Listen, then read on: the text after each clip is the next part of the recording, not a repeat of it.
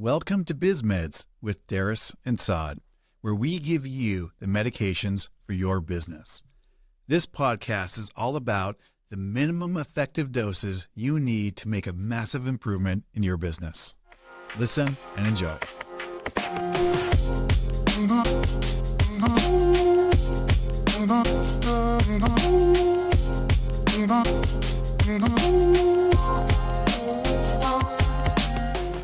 Hey guys, welcome back to another episode of Biz Meds. We're your hosts. My name is Saad. And I'm Darris. And for today's episode, one of the most important things about being a business owner or being an entrepreneur is having a system for your business or whatever thing you're working on. Why is that so important? Because when you're not around... What? Yeah. So when you're not around, you want your business to be working. You don't want it to stop when you're not there. Wait a minute. I thought the whole idea was having a business was that so you could own a job and you could be there all the time. That was the dream of being a business owner. That's the dream of having a business, is that you have no life. You just spend your time taking care of everything, that everything relies on you. That is the blessing of having a business and owning a business. So for the viewers that have been around since episode 1 can pick up that this is sarcasm. What? For the ones that are new, thank you for joining us. But back to having a system. The reason, so everything he said, just the opposite of that. So ask yourself, when I had the seizure to go into business and I had the great epiphany, the great aha moment, and the burning desire to want to go into business, what did you actually think it was? Why did you go into business? Was it so you could spend all of your hours taking care of everything? Was it so you could spend all of your time doing all the hiring? So you could spend all your time doing payroll. You could spend all your time going to find new work. You could spend time doing making the widgets that you make or delivering the widget service that you deliver. I'm going to guarantee you it wasn't, because what most people do is they had a vision for their life. Mm-hmm. And that vision was that they were going to have a lifestyle. There was going to be something that a business would enable. And the problem is, if you don't have that, you don't have a business, you have a leech. Mm-hmm. And you are the bottleneck. You are the bottleneck. You are the limiting factor in that whole thing. So how does a business owner, well, I think the first answer is pretty much like very in your face. How does a business owner build a system and not end up being the problem of the business? Obviously, first, the reason why I said like it's the answers in your face, you don't have a fixed mindset, you have a growth mindset. Yeah, I was going to say, look, first and foremost, you have to be humble enough, check your ego to understand that, and this, please understand, this is not like it's an intentional thing, right? Mm-hmm. So we say this tongue in cheek. We say this because we understand it. We live through it. We work with business owners all the time. This is not, it's more to elicit in a response or some type of reaction in you to say, oh, wait a minute. Okay, I can recognize that. The whole idea is we want you to recognize that for the most part, it's not an intentional that you've become the bottleneck, right? Because we have all been there where we are just trying to do the best that we can with what we have. Mm-hmm. And sometimes we just grab some baling wire, some duct tape, and some glue and some gum, and we just piece it together and, hey, that's going to hold it together for now. Mm-hmm. And somehow it sticks. And it stays around for a while. And that's what we use to fix the business. And it's not because you're a terrible person. It's not because you're bad or anything like that, right? It's a lot of it is out of necessity. Yeah. there does come a time where you have to make a better decision, or you have to make a different choice that, okay, the definition of insanity, as cliche as it is, doing the same thing over and over and over and expecting a different result. Like, to get a different result, you now have to think, act, behave differently. And so part of that is, yes, what is a growth mindset? And I don't think we really dive into this one. We haven't dove into this one too much. Is when we talk about growth mindset, it's the fixed mindset is you see a challenge as a problem, and things always happen, and you're the essential negative person all the time. Everything's bad. This is just the way it is. You externalize everything. Everything is done to you. You're the eternal victim. That is those are all really key signs that you have a fixed mindset. And just flip all that for a growth mindset. So, I see the problems as opportunities. I see the challenges as opportunity. It's okay. What am I here to learn? How can I do this differently? Those are more key things of having a growth mindset. And by the way, when I say that, you can have a growth mindset in one area of your life and have a fixed mindset in another area. So we're not just saying, oh, you're a growth mindset and that's across the whole thing.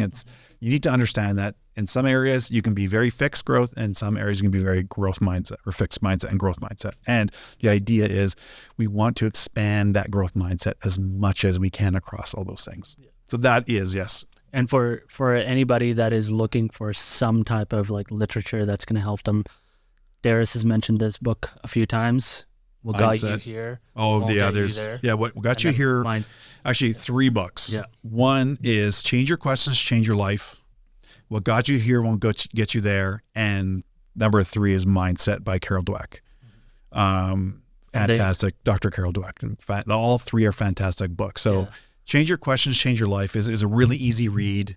And it's essentially has a lot of the same principles. It talks about judger, judger and learner. Yeah. Being a judger mindset and learner mindset, or being the judger and the learner. And so it's essentially the same type of idea, but the storyline it's a much easier read, and challenges the way that it gives you very specific techniques to do that. What Got You Here, what got you here won't get you there is about those behaviors and those helping you shine light into the areas where you don't even realize that your behaviors are holding you back and from being better. Yeah. And the things that you do that you'll probably, once you read those 20, you'll be like, oh, yeah, I do that. I didn't realize I was doing that. And that has a very negative, that could have negative repercussions on things. And then that, sorry, before you talk about the last one, that one I mentioned, What Got You Here won't get you there, specifically because you made a comment about a lot of businesses, they'll just duct tape and tie a knot and hope that this works. That book specifically helps you focus on the skill of building something that, as you're growing, you are now focusing on the areas that need work to be able to grow. Which is you. Yes. Right? So every level is going to help you get to another level. And then Mindset with Dr. Carol Dweck is just the whole science and everything and mindset from all of those areas. Fantastic read. So I would definitely start with those if you're interested in getting a little more understanding. Collectively, those would give you an inclination or an understanding how to start developing. Oh, 1,000,000%. If you just had to pick one, I would say Change Your Questions, Change Your Life. 1,000,000%. I would just start with it because such an easy read, super quick, and the storyline is really easy to digest. Yeah. And there's a model in there that she provides to talk about. Yeah. And that obviously opens your brain, which will automatically start helping you understand that what got you here will get you there, and open your mindset around. And specifically, what got you here won't get you there is the idea that as you want to grow your business, that there's going to be added complexity, and how you deal with that added complexity is through systems. Because most, actually grabbing that tape right there. I know this is just for people that get to view online on YouTube. So if you're on Apple or Spotify or, I'll try to narrate what it is that he's doing. He's pulling out the tape. So holding picture it. this as a wheel, right? So it's a wheel, and at the very center would be the hub. Okay, right there. Line it up, middle of the hub. Most business owners put themselves in the middle and they support the whole business, right? And the idea is that you actually have systems here that support everything. So from your product delivery, your, all of the things, procurement, everything, like all of that is driven by systems, all that's supported by systems. So everything. And then you as a business owner, when you say working on your business, you're actually working on those systems. You're working on those things that support the business to grow. And that's the idea behind it. And that's why systems, you have to replace yourself. Because at the very beginning, yes, we get it. Like you have to start somewhere. You don't come into a business and suddenly have all these systems that do everything. It's very thoughtful, purposeful, intentional work to find out what are the systems that you need to put in place. That is the work of working on your business, right? So how do I accomplish more efficiently with less energy and intensity of effort and things like that, right? So that's the idea of leverage also. So systems create leverage for us, allow us to do more that don't involve our time, energy, reduce redundancy, all that stuff. So when you think of your business operating as smooth, we want it to operate smoothly, right? If we're at the middle, we're the hub. If something happens to us, that whole thing falls apart and you don't have a business. You're just owning a job. I go back to that. I know I poked fun at it, and that was for dramatic effect. That's why that's the why of the systems are so important. Yeah. So how does one go about building a system? What is kind of obviously that's a very vague question. It is. I will say, I think the starting point for anyone is to read The E-Myth by Michael Gerber. And that, when I first read it, I was like, oh my God. I was probably early 20s. I was like 21 when I read The E-Myth.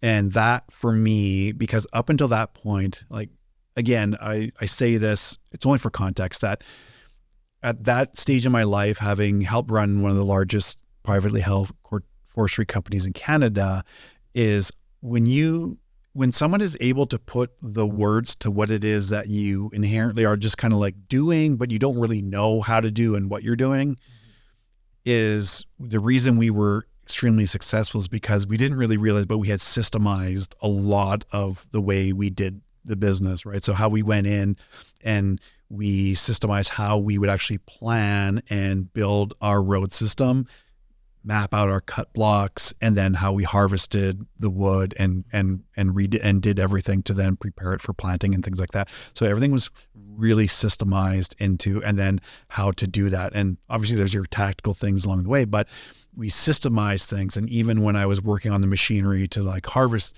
it was, okay, we had a system where, for those who don't know, like when you're chipping wood, you typically have two machines that are feeding this called a chipper. It's just a big machine. And one machine will pull close, the other one goes farther, and you just keep that thing going, and you build a system without even realizing it. Mm-hmm. And so when I read the E-Myth, I was like, oh wow, that was the starting blocks to understand, like, oh, checklists, right? Like there's a reason why pilots have checklists, right? So that they don't miss things. So like something as important as before you take off an airplane, like they go through a system of checklists to make sure everything is covered, that they're 100%, that everything is good to go.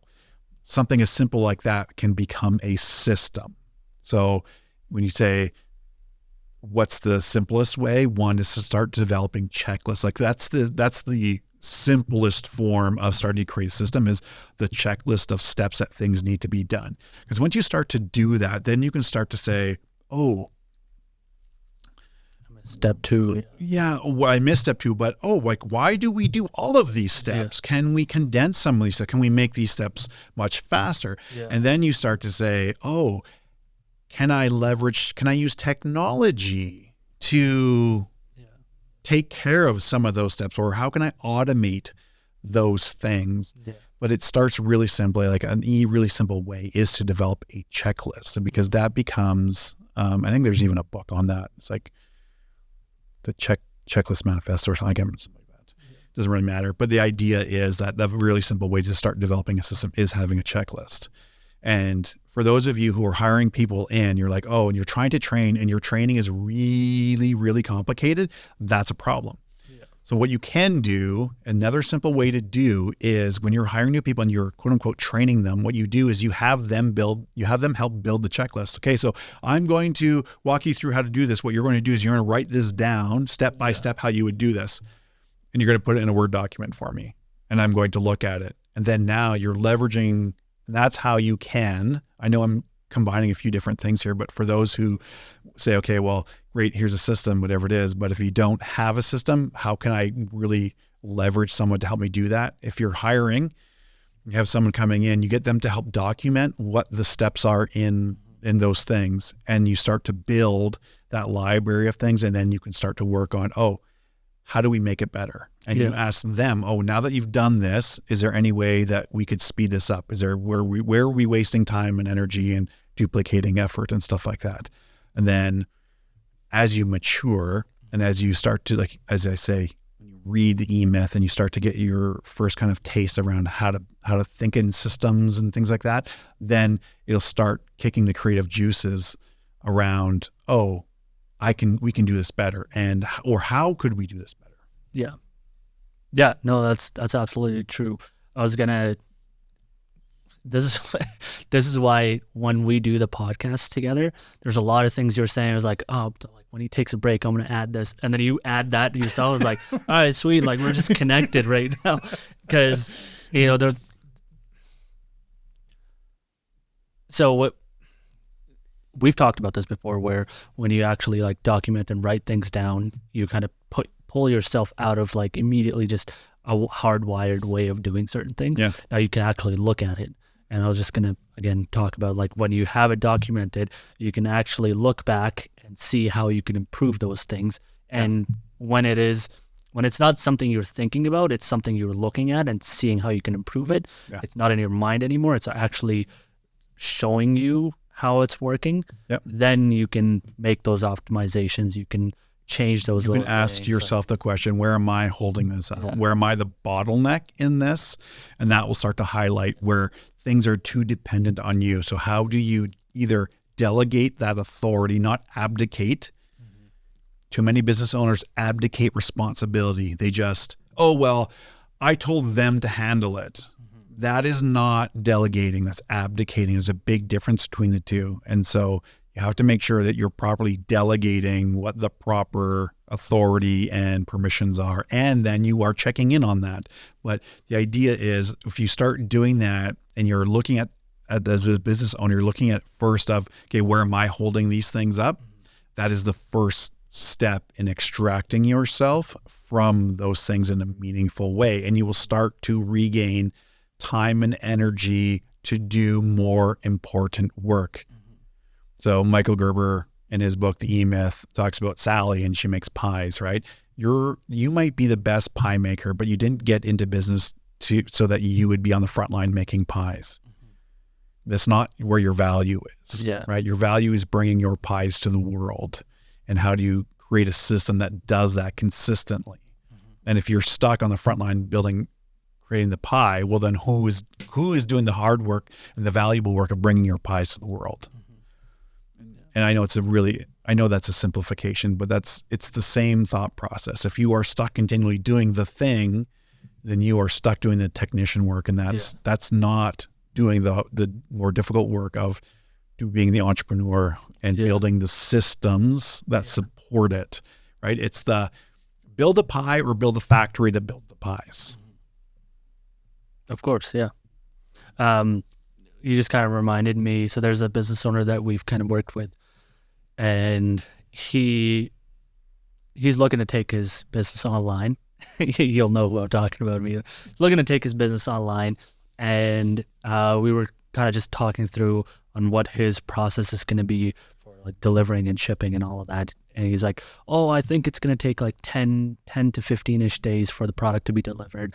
And me not really understanding the intricacies or whatever, I just kind of took it at face value. And then after a while, like when we were reviewing the procedure and how it's gone through, immediately I was like, well, why is it taking that long? Because there's no reason somebody's going to choose this compared to another business. It's going to give it to them in 2 days. In 2 days, exactly. And then you sit down with them and you figure out like, oh, well, you know, I'm busy Monday to Friday, so I can actually only do it on the weekends. But then when you print the label on the weekends, I can't do it. I can't get it to a shipper in time. And then by the time they get it, they take 3 days. And then like, all right, well, the problem is, why are you printing it on the weekend? He's like, oh, I can't get to the printer because I don't have the printer at the shop. I'm like, first thing you could do is have the printer available, so that whenever something comes up, you don't waste a lot of time. And you can mass produce your labels in advance. Exactly. And give them to the shipper in advance. In advance, exactly. Right? Like there's all these things that can be done, like, but it's the mentality, right? It goes back to the first thing we talked about was a growth or fixed mindset, where you see things and you don't want to step back and say, oh, how could I be doing this different? How could where am I the bottleneck in all of these things? Because if you're we say you're the bottleneck, you are the bottleneck. And until you start looking at where you're the bottleneck, you'll continue to be that bottleneck. Yeah. And again, you have to put the ego aside. You have to understand that, like, as a business owner, you have to be willing to learn and grow as your business is growing, because if you do the same thing over and over again, expecting to deliver on a much larger scale because it worked back when you first started. Here's how this plays out, okay? You are a business owner and you think you know everything, or you are in a fixed mindset, right? Let's just say you hire this amazing person, me. And I come in and I'm like, oh my God, like I can like help you. Like we can do this so more efficiently. But because you are in a growth mindset, fixed mindset, because you're a fixed mindset and you will say no to all the things, right? There is no incentive for me to stick around and help anymore, because it doesn't matter what I do. The business will never grow past your mindset. And so I will leave. And that's exactly how that plays out. Anyone you hire to bring in, that may be a fucking rock star. Yeah. But because of your limiting beliefs, your behaviors and your actions, it will cause them to leave, because they will not want to stick around. They will probably have amazing ideas of how to help the business become so much more efficient. But because you're the limiting factor, they will leave. And what will happen is you will be stuck with all the people who have a lower thinking capability than you. And so that plays out just the way we said, that you are the limiting factor. Yeah. I do want to give a little bit of credit to like business owners, because we're not saying that what you have been doing is wrong. It's just that you can improve. You can absolutely improve. Yeah, this is about creating awareness, right? Because again, a lot of this is not, like we said at the very beginning of the episode, it's not intentional. It's like you show up and you're like, well, I'm going to be an asshole today and I'm just going to be closed-minded to everything. We fully recognize that you have a life experience that has brought you to this place. Mm-hmm. And everyone has their own knowledge, skill, and experience that has, molded together to bring them to a certain place. And just because maybe you have not been as fortunate because I look at myself, I'm extremely fortunate to grow up with an entrepreneurial father, entrepreneurial family, and I got to experience working in business from a very young age and forcing myself to work my way up. I consider myself fortunate, right? That I had my eyes opened and being able to at least see some of these things and be on the path, right? I fully recognize that that's not, like, everyone's not there. And so please understand, we're not saying that, like you said, we're not attacking you. We're not coming out and say you're a shitty person. That's not what we're saying. It's more, we're trying to drive home the point that this is the awareness that you need. You need to be able to see what you're doing, what your actions and your behaviors and your beliefs are causing, so that we can help you initiate a change in that behavior and that belief system and crack that open.